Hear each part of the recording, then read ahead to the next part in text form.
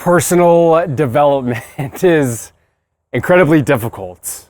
And I recognize that. I recognize that unless you get to peek behind the curtain and garner some sort of incentive, elucidate some sort of target with which you can aim for, it's going to be really difficult to actually have blind faith on this journey. So what I'd like to do is plant an incredibly potent seed in your mind today.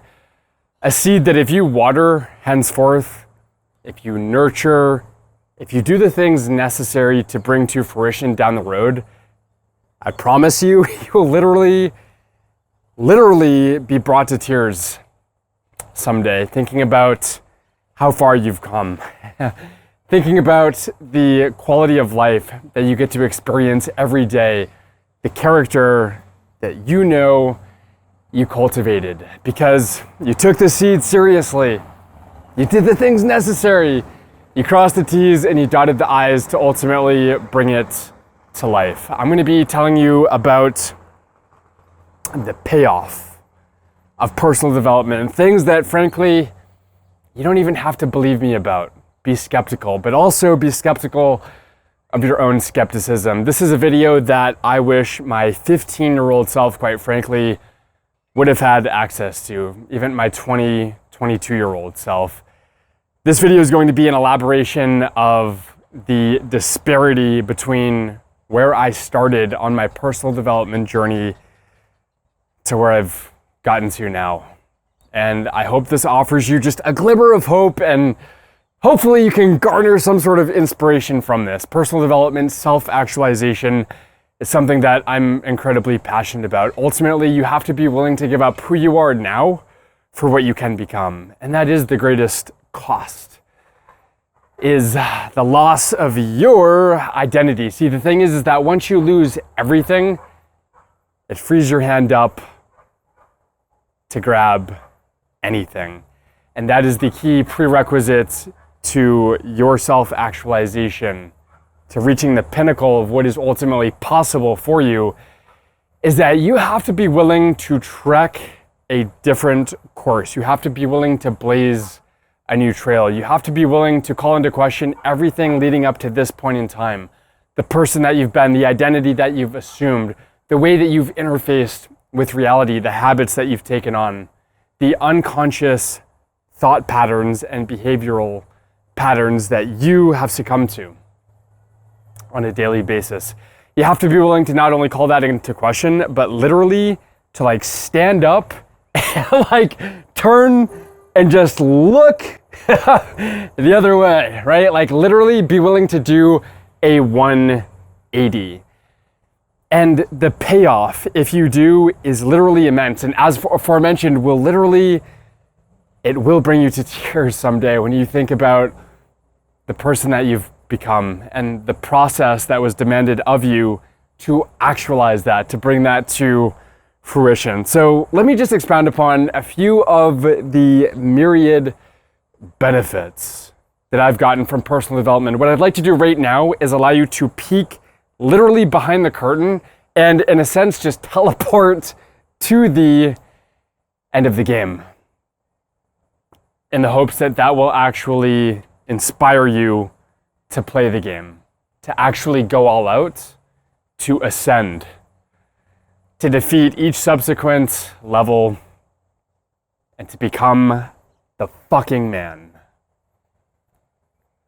One of the greatest benefits that I've garnered from this journey is total freedom from the concern of how I'm being perceived by others. In fact, if you gave me a magic wand and allowed me to confer you with just one thing only, it would not be an aesthetic physique. It would not be a great skin complexion. It would not be pearly whites. It wouldn't even be the ability to cold approach any girl. It would be the fundamental baseline of absolute inner stillness, inner tranquility. And as someone who is so fundamentally discontented, shy, lightly autistic, so as to need his mother to come in on picture retake day in the second grade. The prospect of this, just the possibility, quite frankly, would have been unfathomable. And so I don't knock you for being skeptical.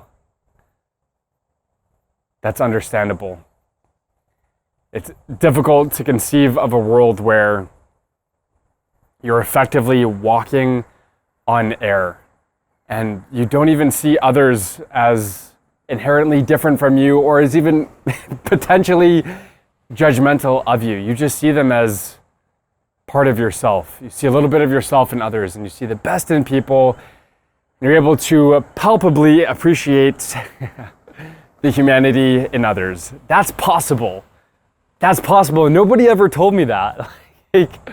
My high school advisor didn't tell me that. My mom, I love you very much, did not tell me about that possibility. My dad, my sister, my high school hockey coach, nobody told me that it was possible that I could actually feel at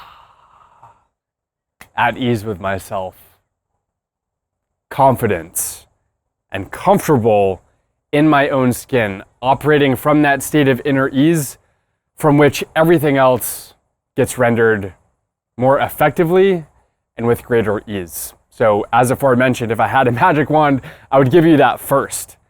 And then you could cold approach the girl. I had a great conversation with Emily today, this girl who caught my eye at the gym, for example. Imagine just not having any hesitation, being able to cold approach her and literally talk for like 40 minutes, like you end up connecting on a really deep level. Why? Because you're so at ease with yourself that Emily feels equally at ease with herself, and she's able to open up to you, to tell you about the tattoo on her arm and the meaning inherent to such. You're able to actually connect on a more deep level than most people do day to day. And it's satisfying.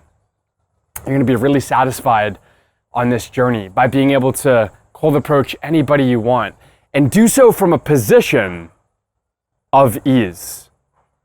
And the presupposition there is that you don't need anything from them.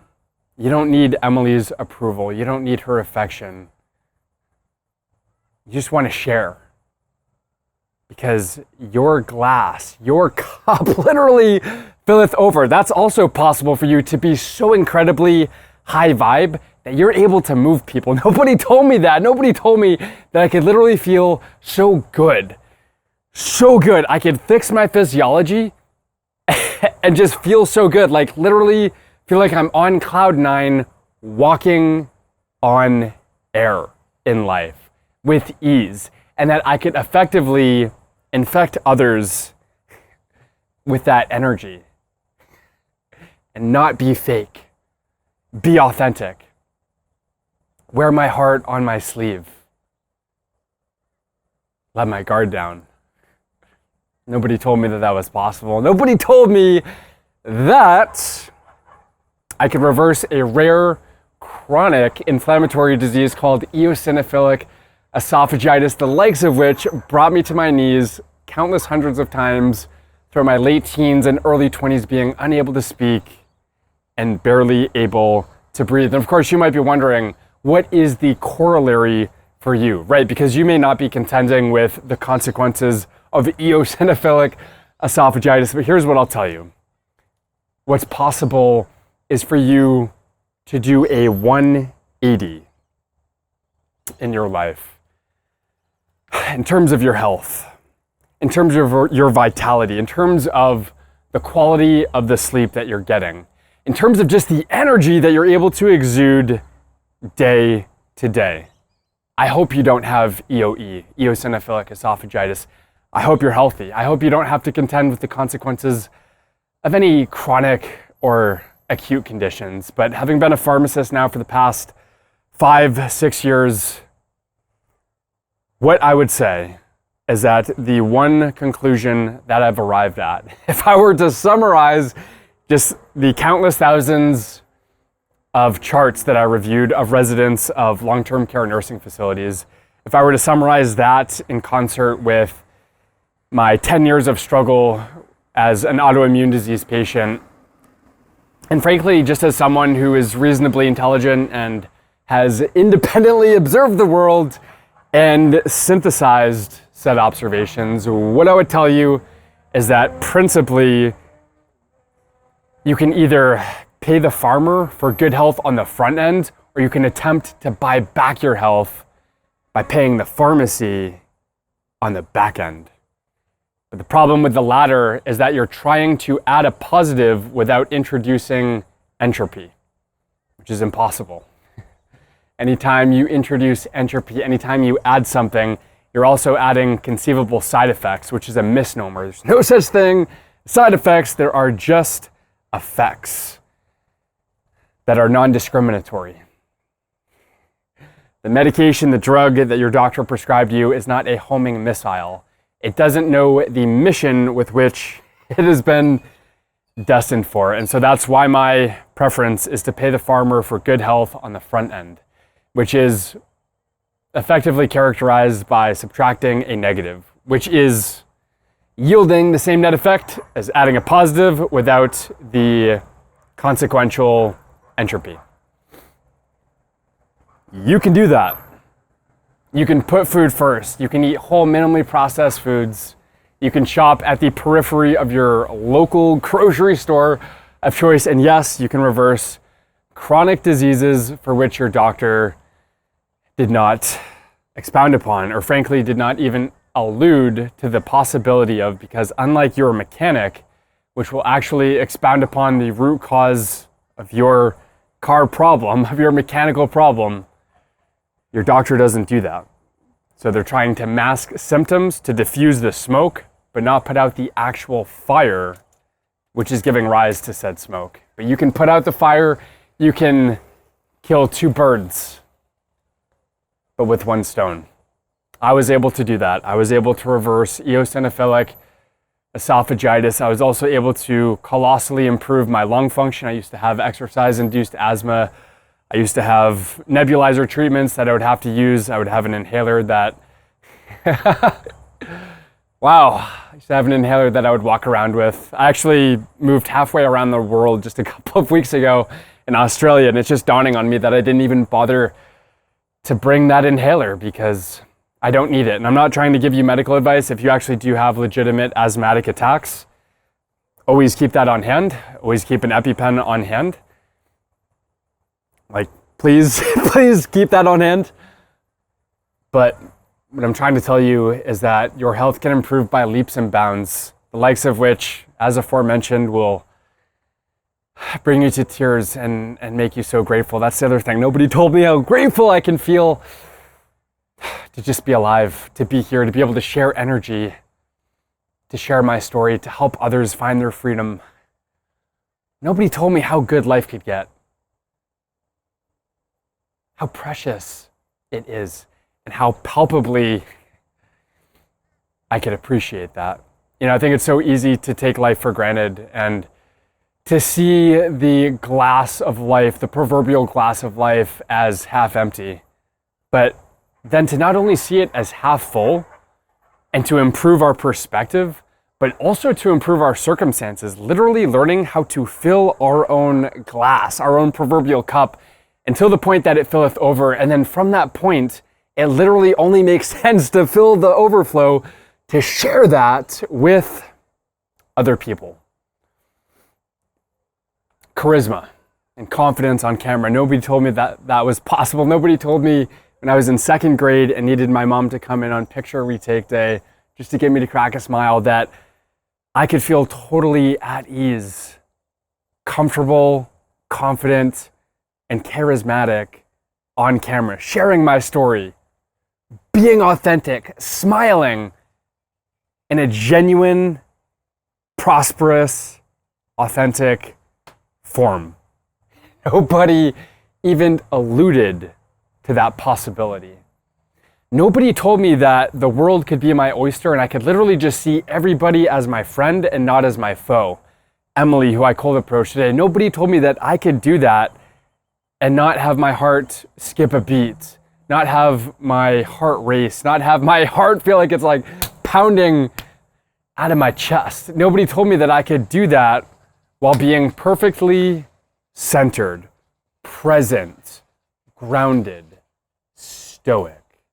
Doing that from a point of not needing to elicit any particular reaction from her. Nobody told me that I could get rejected in a cold approach just hundreds of times throughout my life and realize that that was actually going to cultivate character, and to realize that I could get to the point where I was completely outcome independent.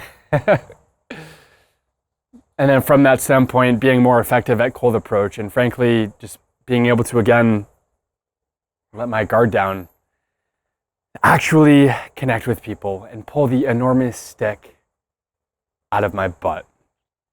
Nobody told me that I could triple my testosterone, that I could optimize my endocrinology, that I could sleep like a rock and wake up in the morning as hard as one. Nobody told me that I could become really, really good in the bedroom. Nobody told me that I could have some of the most enlightened, tranquil, prosperous moments looking into the eyes of a woman and just feeling so much gratitude, knowing the character that I had to cultivate to get to that point. Realizing just the hell and back that I went to and through to find serenity on the other side of struggle. Nobody told me how good it would feel to be able to offer a girl that experience. Effectively, like, we're on our own playground together and it's judgment-free. You know, we're in the bedroom and we can just play. Have fun. Be free with our bodies. You know, I can remember being in high school, being a hockey player, and just being, frankly, envious of some of my teammates who would literally, after the game, just let it all hang out with no consideration, like no regard for how they were being perceived by others. You know, they were just like the boys in the locker room, like going to hit the showers, you know, wrapping their towel over their shoulder, just like letting their Johnson just swing between their legs. Like, holy crap, that's possible. Not only is that possible, but you can become so at ease with yourself that you would literally be willing to just strip naked anywhere and not even elicit an adrenaline response. And the only thing stopping you is just, you know, emotional intelligence, right? But to be so grounded, so tranquil internally that you could actually do that. Because you're no longer living on the momentum of other people's expectations, other people's perceptions of you.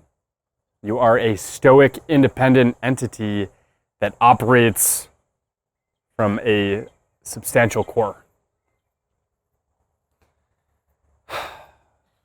Nobody told me that either. Nobody told me I could have like true, just rock solid, unconditional confidence and self-love.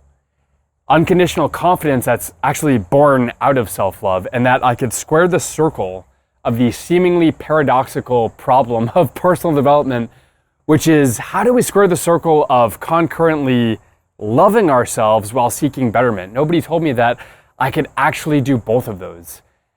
I could love myself totally and unconditionally while also just wanting the best for myself, wanting to give myself the best nutrition, the best sleep, to optimize my physiology, my exercise program. Nobody told me that I could actually do these and that these are not mutually exclusive objectives. The problem is nobody told you that as well, right? Nobody even alluded to these possibilities in university, in high school, in grade school, in your family, the way you were born and raised, just family gatherings. Nobody told you about the potential payoff of personal development, of all of these seemingly trivial habits of meditating, setting an alarm to go to bed, not to wake up, eating whole, minimally processed foods, cold approaching strangers, getting out of your comfort zone, doing public speaking, doing more today than you could yesterday so that you can love, lift, and learn more today than you could yesterday without worrying about tomorrow. See, nobody told you that those habits would stack and that effectively you would be casting a vote for the character that you ultimately wanted to be, and that someday, not today, tomorrow, or the following Friday, but someday, that vote would be unanimous. So it's like, yeah, you meditated for 5 minutes, for 10 minutes, you casted a few votes. It's not unanimous enough yet because you have 20 years of experience that is seemingly antithetical to you actually being convinced of being a different character, right? So you're casting votes to become a different character, but it's just not enough yet to tip the scales in favor of actually becoming that person and then electing that character into office, as it were. Nobody mentioned that that was possible.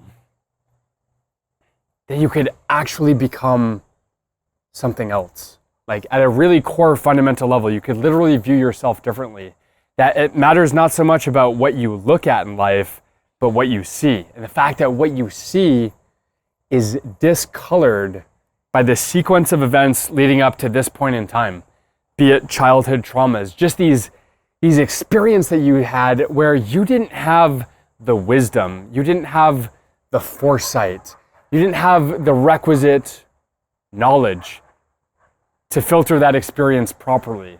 And so you internalized it improperly. Basically, you just took it hook, line, and sinker without actually separating the wheat from the chaff. And then what happened is you took on an identity that isn't even authentic to you. Like that's not even the core congruent identity. You took on an identity that could contend with the consequences of that trauma. Just something that helped pacify it. And that became unconscious at a really core kernel level. And you never questioned that. Nobody ever told you to question it. Nobody ever alluded to the malleability of your mind, the neuroplasticity, the ability for you to actually fix your physiology, to optimize your endocrinology, the power of putting food first. Nobody told you that. Nobody told me that. My gastroenterologist, my allergist, prescribing proton pump inhibitors and inhaled corticosteroids that I would need to take ostensibly for the rest of my life. Again, I moved halfway around the world to Australia, and I not only don't have any of the aforementioned medications, but I don't have a rescue inhaler. I don't have nebulized solutions. I don't have any of this. I don't take Montelukast sodium anymore, singular. I don't even take allergy meds. Did you know that was possible as well? That you could actually recomposition the phospholipid bilayers of all of the cells in your body, and you could have them constituted by a greater proportion of saturated fatty acids and oleic acid than PUFAs, polyunsaturated fatty acids. Did you know that you could literally do that today? You could get rid of all industrial seed oils, corn, canola, cottonseed, soybean, sunflower, safflower, rice bran, grapeseed, these refined, bleached, and deodorized oils that are extracted in factories that resemble oil refineries. You could actually cut those out of your diet. These oils that are really high in, frankly, ancestrally inconsistently high in linoleic acid, the parent omega-6 polyunsaturated fatty acid. The fact that you could actually detoxify from that and really emphasize saturated fat rich foods, red meat, beef, bison, not least of which, full fat dairy products, certainly, that you could consume those foods. And over time, you could actually render your body effectively impervious to autoimmune issues, to allergies. You no longer have to contend with the consequences of that. You could visit your family, your mom and dad, who now have 3 cats, not the 1 or 2 that were present when you were growing up, and your dad literally blocked you off from at night with like this screen door, thinking the cats were the problem. Maybe the problem is actually within you. Maybe the problem is food-borne. comes from a toxic food supply chain. Have you noticed that for seemingly every food supermarket, conveniently, there is a pharmacy located therein, many of which I have interned at or worked at myself and sort of seen behind the curtain of. And nobody told you that you didn't actually need the pharmacy if you effectively navigated the food store properly and you effectively sidestepped the silent landmines that people are stepping on that are just effectively blowing up internally. And so by not buying the problem, you no longer need the pharmaceutical solution. Nobody told me that that was possible. Nobody told me that these consequences that I was contending with were frankly just born out of ignorance, out of the fact that my parents did the best they could with the resources that they have. I'm immensely grateful for that. But the fact that if they were given a different map, they could have effectively circumnavigated these problems that I had to contend with. They literally could have just taken me by the hand and just gone past the smoking wreckage and then cut out the middleman. The middleman being the pharmacist, something I've done for the past 5-6 years now. Cut out the doctor, at least for chronic ambulatory conditions that people are just walking around with. That's possible. It's possible for you to love your life more than any person, place, or thing within it. And that's what I'm here to help you see. To see the beauty in life, to navigate it more effectively, to maximize your masculinity, to realize that you live in an increasingly feminized world wherein EDCs, endocrine disrupting chemicals, run rampant. Chemicals that affect you at a neurological level. Chemicals that affect you at an endocrinological level, decreasing your testosterone levels, augmenting your estradiol levels. Just learning how to live a really good life. How to fix physiology, optimize endocrinology, and then from that point, do whatever you want to.